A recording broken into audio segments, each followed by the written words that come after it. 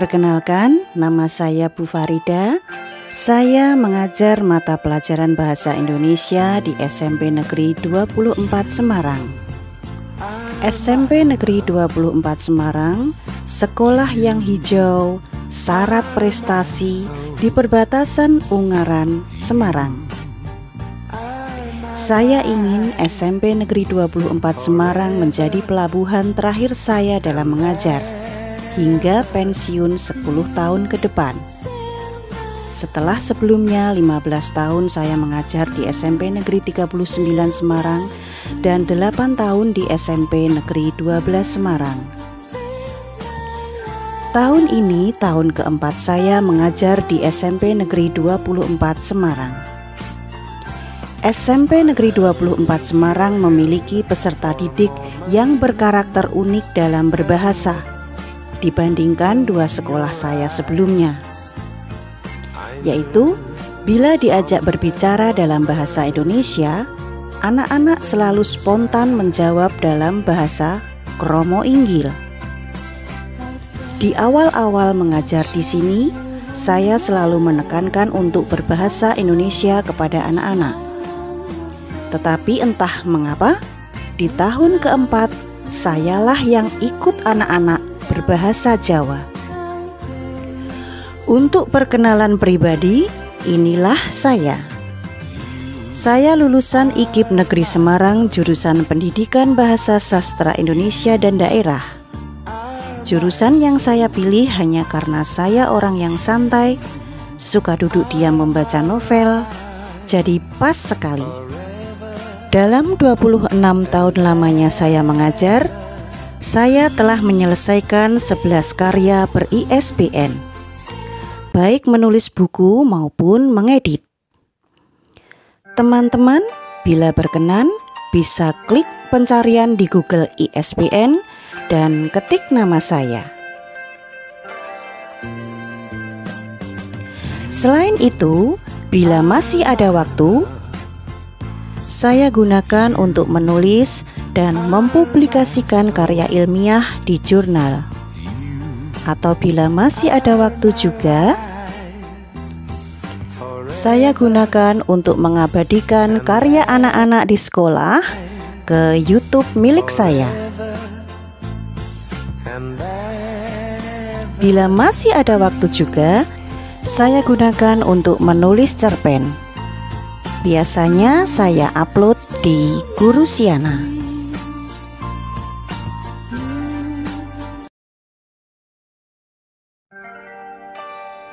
Saya memiliki 2 orang anak. Yang pertama telah bekerja dan tinggal di Eropa. Yang kedua sedang belajar di SMA Pangudiluhur Don Bosco, Semarang. Demikianlah perkenalan saya. Senang sekali saya dapat bergabung dengan kelas D pelatihan pedagogik Kota Semarang yang terdiri dari guru-guru yang pintar, muda-muda, dan ceria. Banyak diantaranya yang berstatus sebagai guru penggerak dan guru prestasi. Saya yang bukan siapa-siapa ini merasa senang sekali dapat menyempil di antara mereka. Kali ini saya mencoba membuat tugas yang diberikan kepada kami berupa video pembelajaran yang berpusat kepada peserta didik dengan menggunakan model pembelajaran inquiry. Segala penguatan, saran, bahkan kritik saya terima dengan senang hati untuk perbaikan di video pembelajaran selanjutnya.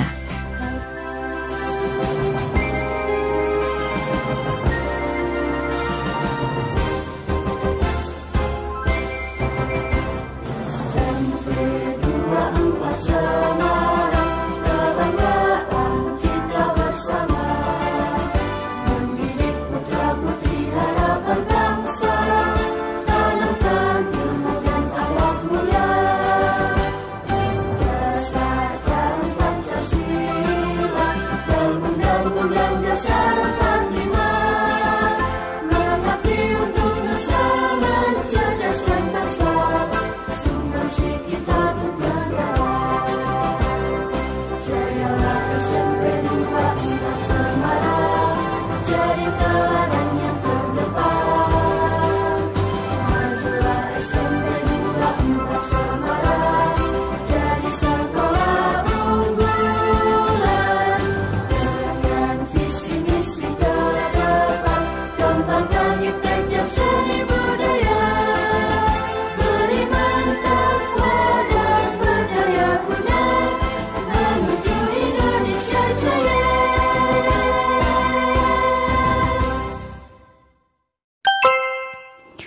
Pelaksanaan penggunaan strategi untuk meningkatkan pembelajaran yang berpusat pada peserta didik.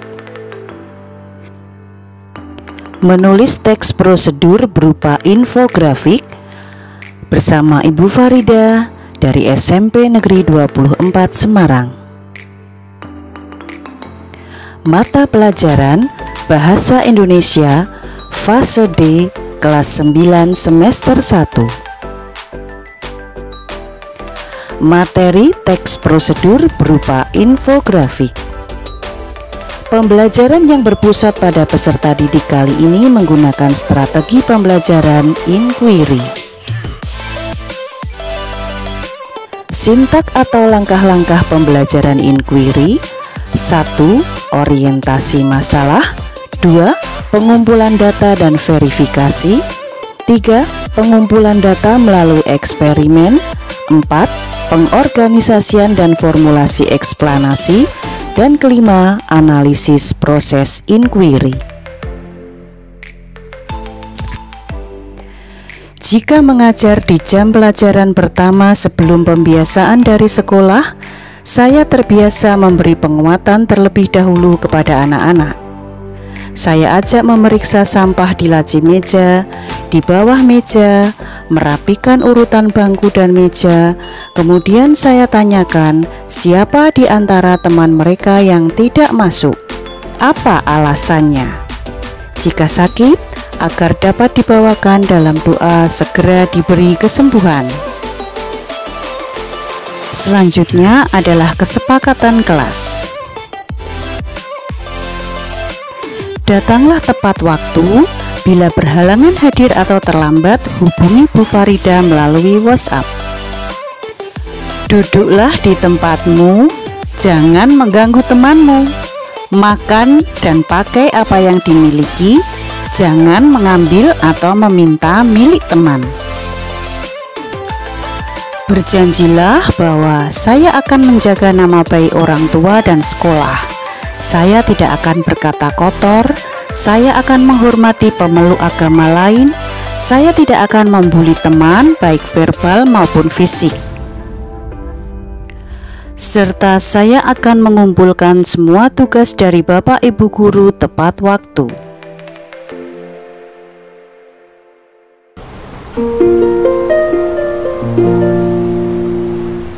Sebelum kita memulai pelajaran hari ini, alangkah baiknya kita berdoa dulu ya anak-anak. Dimas, pimpin doa. Sebelum memulai pelajaran hari ini, alangkah baiknya kita berdoa terlebih dahulu. Berdoa dimulai.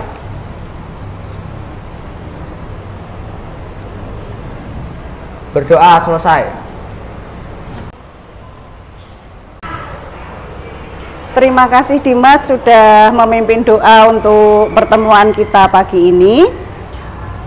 Bu Farida lihat kalian semua sudah terlihat rapi, cakep, sehat.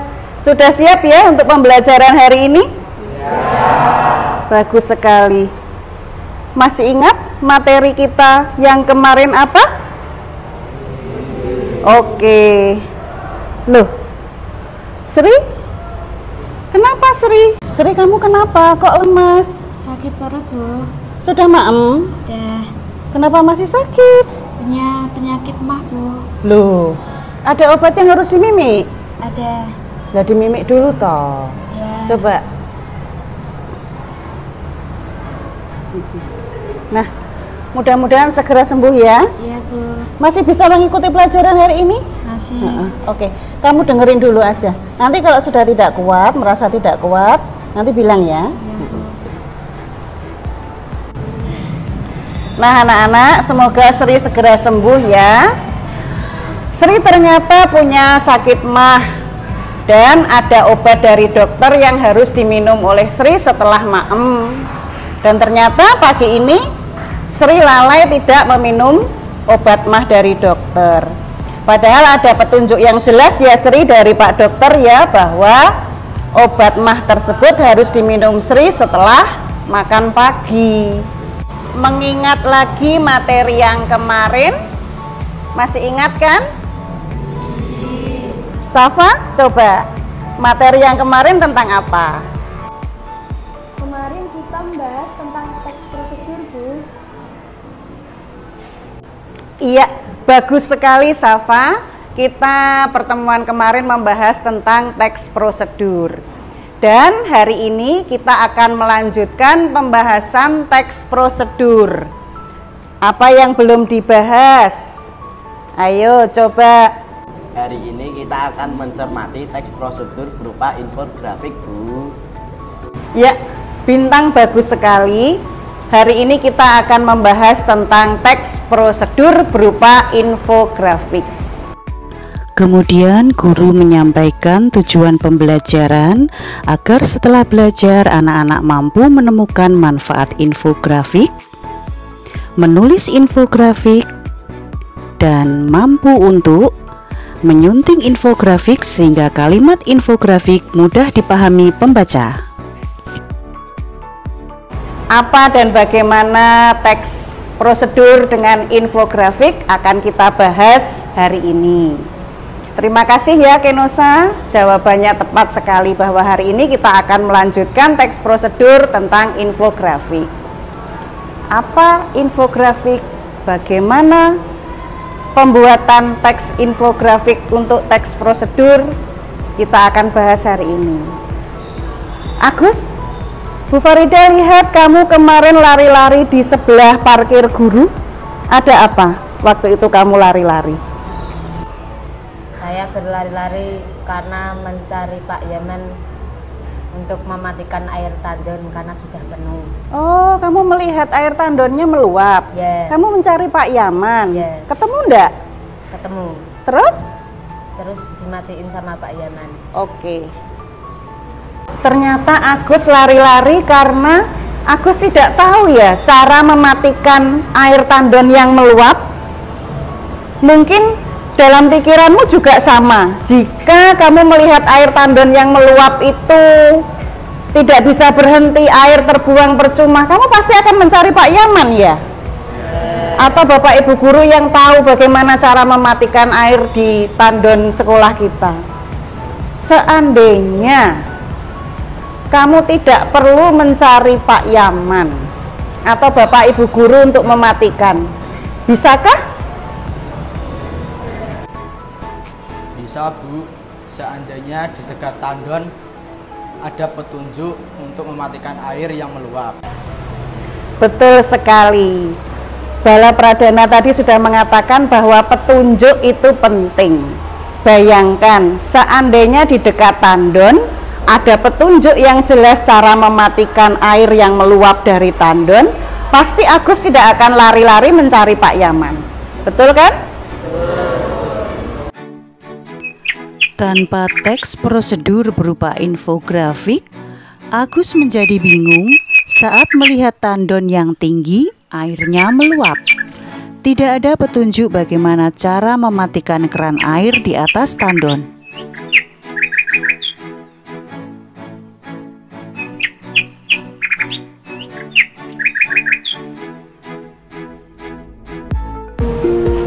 Dari kejadian tersebut, kita bisa tahu bahwa pentingnya petunjuk berupa infografik. Maka pada hari ini kita akan belajar tentang infografik dalam teks prosedur. Anak-anak, seperti biasa kita berkelompok ya.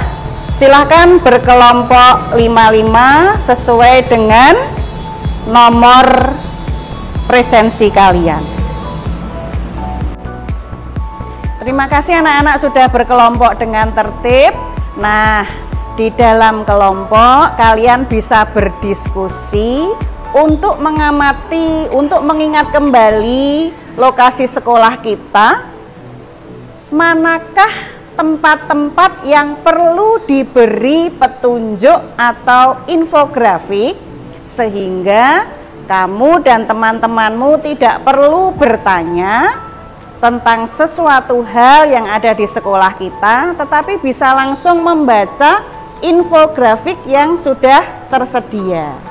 Nah, tugas bersama kelompokmu adalah menentukan mana tempat yang harus diberi infografik atau petunjuk yang jelas, sehingga kita sebagai warga SMP 24 Semarang tidak kesulitan lagi seperti Agus tadi harus berlari-lari mencari Pak Yaman.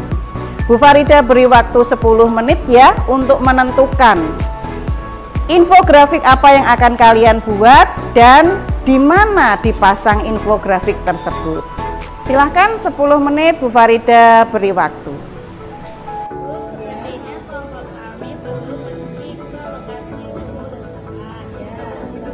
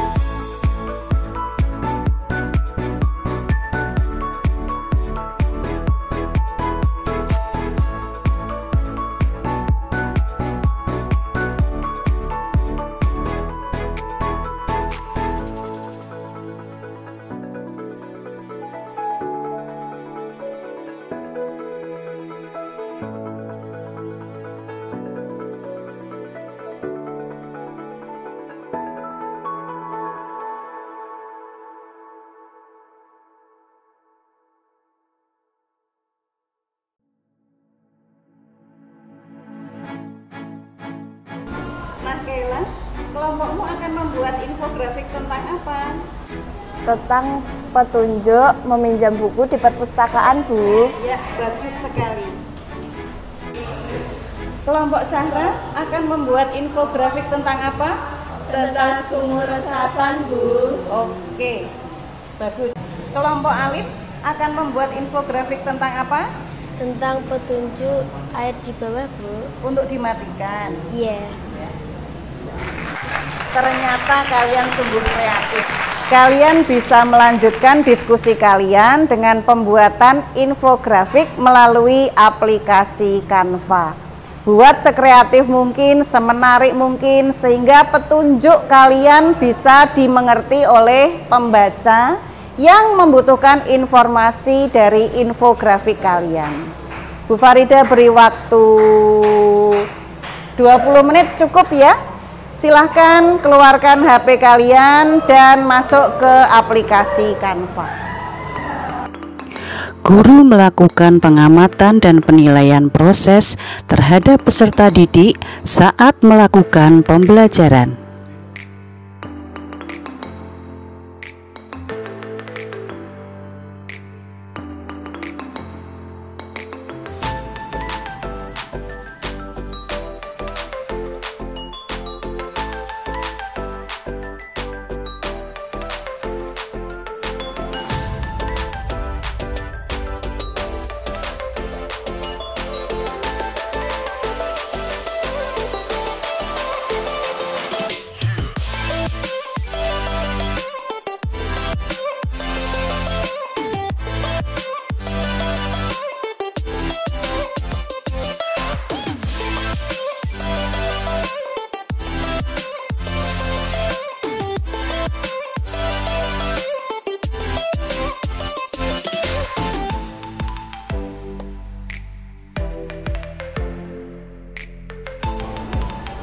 Damai ada kesulitan? Tidak, Bu. Oke, bisa dilanjutkan ya? Bisa. Baik anak-anak, kalian telah selesai berdiskusi dan menyelesaikan tugas kalian berupa infografik dari Canva kalian masing-masing. Nah, sekarang kita presentasikan ya. Ibu tampung Canva kalian melalui link Google Drive yang akan Ibu share. Kemudian kelompok lain siap memberi tanggapan terhadap kelompok temanmu, infografis yang sudah dibuat oleh temanmu. Oke?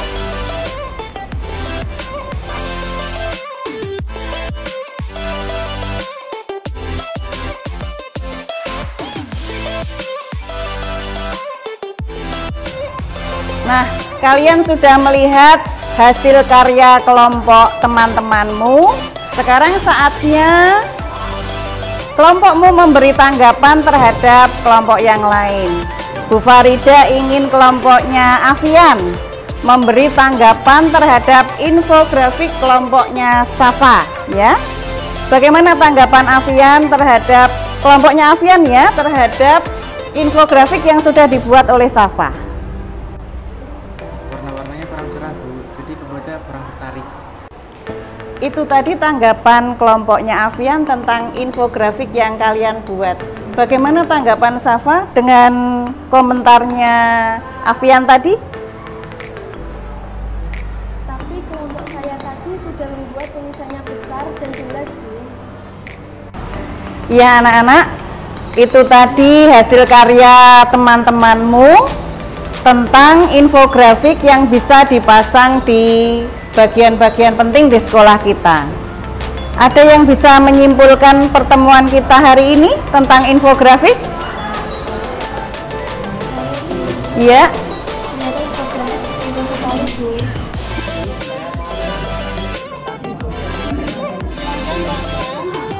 Satu, mengkomunikasikan pesan yang kompleks menjadi lebih sederhana. 2. Menjelaskan data lebih mudah. 3. Memonitor secara periodik setiap parameter perubahan. 4. Menarik minat masyarakat untuk membacanya. 5. Membuat pembelajaran menjadi tidak membosankan. 6. Memudahkan peserta didik dalam memahami materi yang sedang dipelajari. Betul sekali, karena infografik memang penting sekali sebagai bahasa petunjuk saat kita tidak mengetahui sesuatu. Dengan melihat infografik, kita bisa melakukan sesuai petunjuk yang terdapat di dalam infografik. Sebelum mengakhiri pembelajaran, saya ajak anak-anak melakukan refleksi. Anak-anak, kali ini saya ajak menulis refleksi dengan model DIL, atau dalam bahasa Indonesia bisa diartikan dengan tahapan refleksi pembelajaran yang dilakukan dengan mendeskripsikan situasi yang sedang berlangsung. Untuk mempermudah anak-anak, bisa dibantu dengan meneruskan kalimat rumpang yang tersedia. Anak-anak dapat mengetik refleksinya di Google Form dengan link yang bisa mereka buka sewaktu-waktu. Terima kasih anak-anak. Bu Farida cukupkan pembelajaran hari ini tentang infografik. Kita akan bertemu lagi di pembelajaran bahasa Indonesia untuk pertemuan besok. Masih tentang infografik ya, untuk proyek selanjutnya. Jaga kesehatan kalian, tetap semangat belajar dan patuhi nasihat orang tuamu. Bu Farida akhiri ya. Selamat pagi. Ya, silahkan kalian kembali ke tempat duduk semula.